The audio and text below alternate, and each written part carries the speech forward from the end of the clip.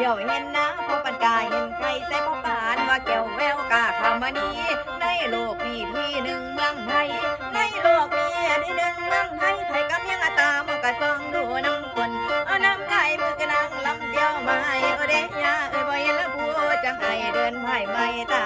ยิ้มเบิ่งหน้าคุณพี่สิสมัยยิ้มเบิ่งหน้าคุณพี่สิสมัยสิวิไลคนน่ะกะเบิ่งดูคุณพี่ผู้ดีลองยิ้มลองซิมเบิ่งจักหน่อยยิ้มนิดเถิดพอควันตา